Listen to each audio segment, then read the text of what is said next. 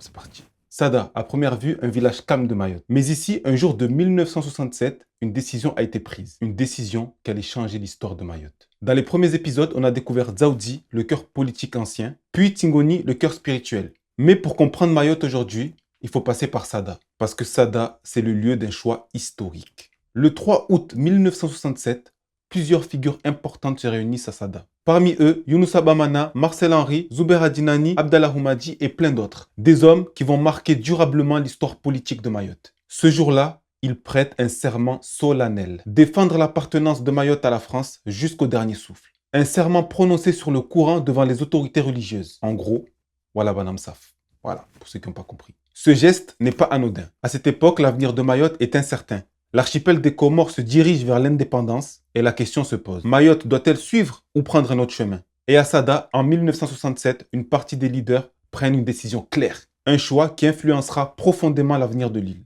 Arbenze signifie nous n'en voulons pas de l'indépendance à la merde, à la con. Je m'excusais le terme. Donc oui, parfois l'histoire d'un territoire ne se joue pas forcément dans de grandes capitales, mais dans des villages tranquilles, un jour précis, avec des gens déterminés. Aujourd'hui encore, le serment de Sada fait partie de la mémoire collective mahoraise. Parce que derrière cet événement, il y a une idée simple, la responsabilité de décider pour l'avenir. Un héritage transmis de génération en génération. Et aujourd'hui, cet avenir se construit autrement. Par les études, par la réussite des jeunes, etc. À Sada, comme dans toute l'île, chaque diplôme obtenu devient une nouvelle promesse. Comme si le combat d'hier se transformait peu à peu en espoir pour demain.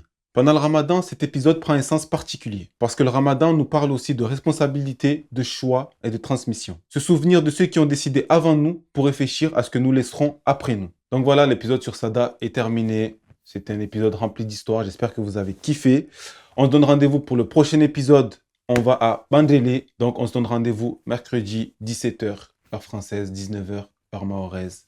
J'espère que vous avez kiffé. N'hésitez pas à vous abonner, à liker, à commenter, à partager. C'est gratuit et puis ça m'aide les gars. Donc si vous voulez soutenir mon travail, c'est le meilleur moyen. Donc je vous dis à mercredi. Allez, ciao ciao bisous. Tu m'as gonflé, poutou.